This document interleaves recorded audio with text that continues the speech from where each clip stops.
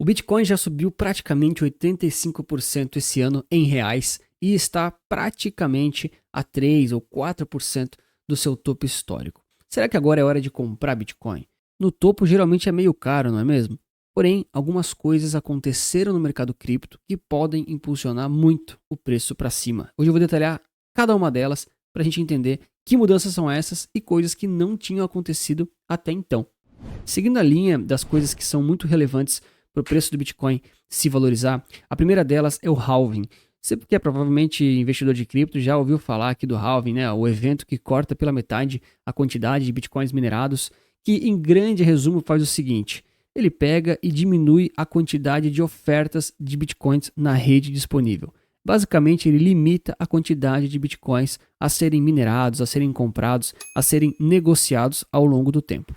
Essa é uma das grandes justificativas e promessas pelas quais o Bitcoin tem algum valor, porque não é possível imprimi-lo para sempre, não é possível criar Bitcoin para sempre. E criar dinheiro para sempre é o tipo de coisa, o tipo de atitude inflacionária, né? É o tipo de coisa que gera problemas para as economias. E o halving é o oposto disso, é a limitação dessa quantidade de Bitcoins, dessa quantidade de moedas.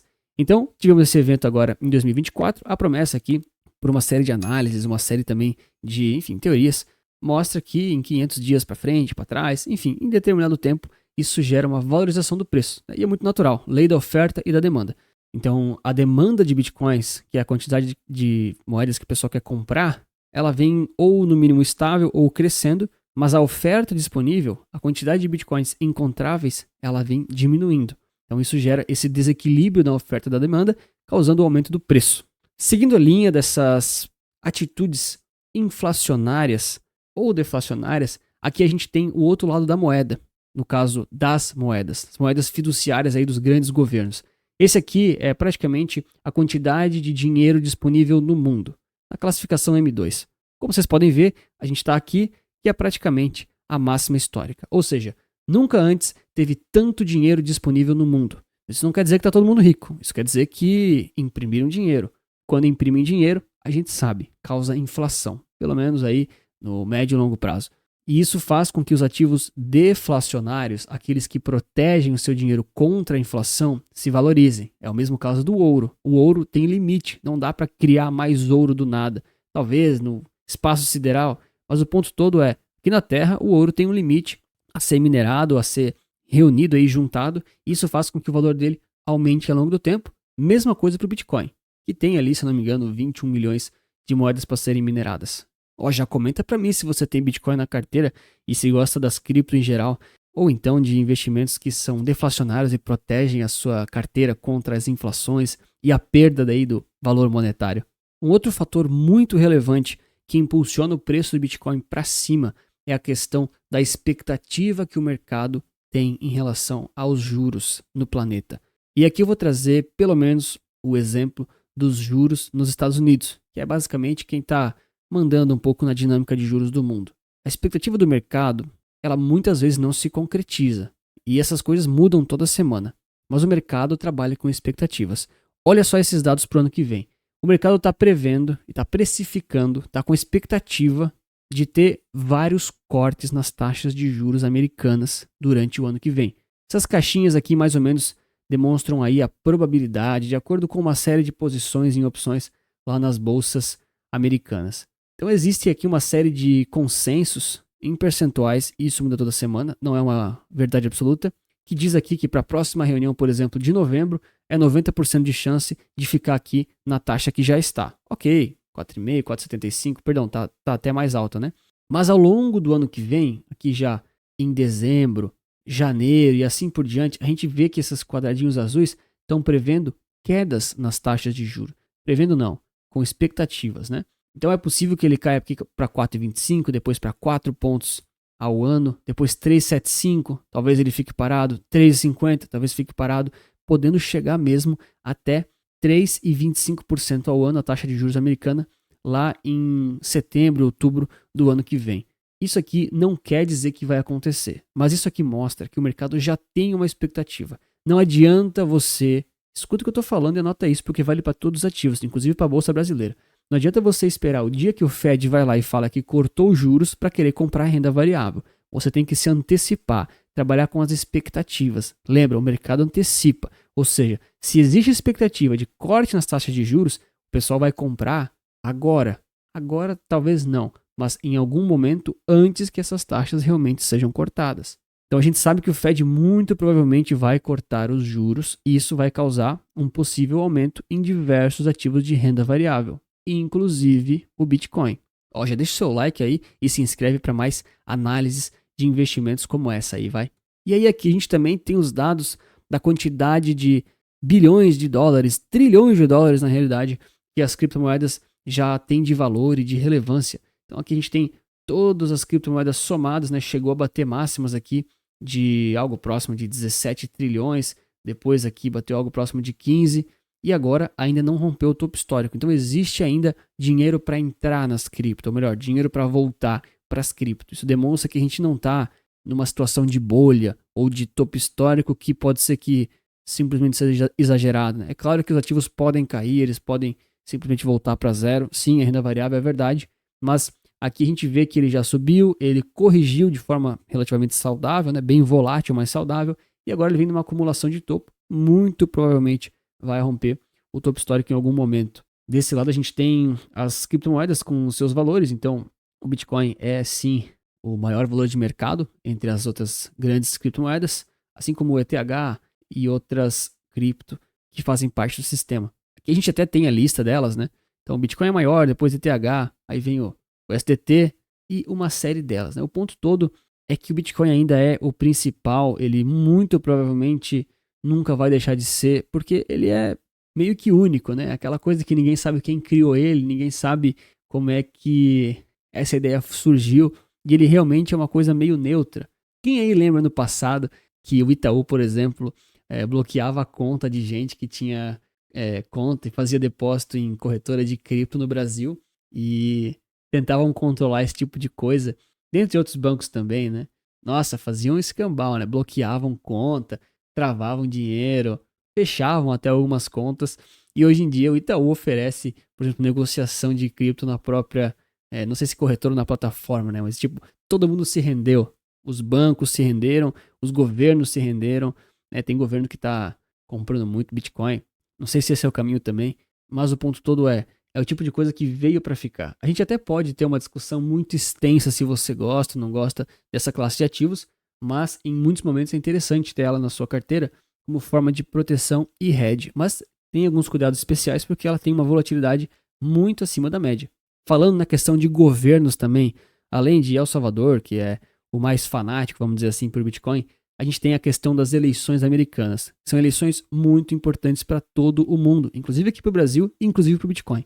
A gente sabe que do lado do Trump existe abertamente já uma posição favorável ao Bitcoin, favorável a aumentar reservas de Bitcoin dos Estados Unidos, que é um país com bastante dinheiro e muito capaz de comprar bastante Bitcoin. Já do lado da Kamala Harris, não existe muito essa movimentação, mas de qualquer forma não é tão negativo assim. O ponto todo é que bem recentemente o Trump vem aumentando muito as suas chances aqui, pelo menos na Polymarket, que é um site de apostas para ver quem ganha as eleições. Isso aqui não é uma pesquisa, não é o Datafolha deles. Isso aqui é simplesmente pessoas apostando, tipo bet mesmo, para ver quem ganha. Então é dinheiro de verdade, tá? Você pode até tentar manipular, né? Mas você vai perder dinheiro. Então acaba sendo meio caro para você, pessoa que não tem nada a ver com isso, fica fazendo esse tipo de coisa. Então, com o aumento da probabilidade do Trump vencer, essa probabilidade dos Estados Unidos comprar Bitcoin e fazer com que o preço dele suba também acontece. E isso também impulsiona todo o ecossistema cripto. E entender dessas mudanças do ecossistema cripto, seja lá pela economia americana, pela economia brasileira, é fundamental para você ter uma carteira de investimentos que te dê retorno e que proteja o seu capital no seu bolso. E é para isso que eu estou aqui. Eu ofereço meu serviço de carteira recomendada, ofereço uma série de carteiras de ativos de forma independente, livre de conflito de interesses, focando no que é bom para você. Se você tem interesse nesse tipo de coisa, QR Code na tela, link aqui no comentário, na bio, me chama que eu vou te apresentar as minhas soluções para você ter dinheiro no seu bolso e não na mão de algum assessor ou em algum tipo de investimento travado sem liquidez. O meu foco é sempre entregar investimentos com baixíssimo custo, muito bem diversificados e que interessem para o investidor. E aqui a gente tem aquilo que nunca aconteceu antes na história aí das criptomoedas, que é a situação dos ETFs de cripto. Por que isso aqui é tão importante e me chama tanto a atenção? As criptomoedas, antes delas serem um pouco mais bem entendidas aí pelo mundo, elas eram muito negadas e evitadas. Porém, ao longo do tempo, os governos se renderam a isso, os bancos se renderam, eles compraram bastante, escondidos, falavam mal, mas compravam, a gente sabe que sim, e agora existem os ETFs para comprar Bitcoin. Tem aqui no Brasil, sim, mas eu vou focar nos do exterior, nos estrangeiros, aqueles da BlackRock e companhia. E aqui a gente tem um mapeamento do fluxo de dinheiro que entrou e saiu do mercado de ETFs, de Bitcoins e cripto, em geral, aqui estão inclusive listados eles. E nos últimos 3 dias, a gente tem aqui mais de $1 bilhão entrando, positivo no mercado de ETFs de cripto. Ou seja, o dinheiro está entrando de forma institucional. Essa é uma leitura muito importante. Porque se você for até uma exchange, uma corretora, e comprar com o seu bolso, é muito bom também, é muito legal, acho super interessante. Mas tem muitos investidores de fundos e institucionais mesmo que não tem como ficar fazendo isso, por questões de regulamentação e burocráticas. Então eles vão no ETF, compram, e esse ETF vai fazer essa movimentação para eles. Ou seja, grande parte do movimento de alta que acontece no Bitcoin hoje em dia é explicado pelos ETFs. Isso é uma coisa nova, uma coisa que não tinha há, por exemplo, 2, 3 anos atrás, 5 anos atrás. Eu comprei Bitcoin a primeira vez em 2017, não existia nada disso. Era um mercado sem lei, era um negócio que não tinha muitos, sem pé sem cabeça, só os entusiastas, ainda acho que paguei caro. Mas o ponto todo é que hoje a gente tem esses players de ETFs como a BlackRock e dentre tantos outros. E no Brasil mesmo a gente tem várias soluções já que fazem a gente, inclusive, ter facilidades para comprar Bitcoin. Eu vou comentar algumas delas. E isso faz com que o mercado seja muito mais acessível e seja muito mais acessado por diversos tipos de investidores, fazendo com que o preço possa subir muito mais. Lógico que se venderem os ETFs, o preço vai cair. Mas hoje em dia, o que as pessoas mais querem, pelo menos as que têm um mínimo de noção, é a proteção do seu dinheiro, a proteção do seu capital. Eu sei que aqui no Brasil a gente tem uma inflação muito alta e beira a ser ridículo, mas nos Estados Unidos também tem inflação lá. O dólar também desvaloriza, o euro também, o franco suíço um pouquinho menos, mas também. No geral, toda moeda fiduciária, de governo, ela vai desvalorizar com o tempo, porque eles vão imprimir mais. Já o Bitcoin não. O Bitcoin, para quem gosta e confia, considera que vale. E o que a gente vê nos últimos 10 anos é que cada vez mais pessoas vêm confiando e acreditando nisso. Ou seja, o valor que as coisas existem só está na cabeça das pessoas, mas só precisa estar na cabeça das pessoas para valer alguma coisa. Aqui eu ainda trago a questão do índice de medo e ganância em relação ao preço do Bitcoin, aqui que o pessoal da CoinMarketCap mede, e hoje ele está aqui em 60. Ele vai aqui basicamente de 0 a 100. Tá? Ele acabou de mudar, inclusive, Ontem mesmo ele estava em 58, ele estava neutro. Ou seja, a gente está com preços praticamente nas máximas, tanto em reais quanto em dólares. O dólar está um pouquinho menos. Mas o pessoal não está ganancioso. Então ainda existe muito espaço para o preço subir. Tem gente que inclusive está pessimista. Então, lógico que pode ser que caia, mas a gente tem muitos elementos para acreditar que não é uma bolha, não é um momento de ganância, não é um momento de exagero. E por último, eu vou só comentar aqui uma possível solução para você.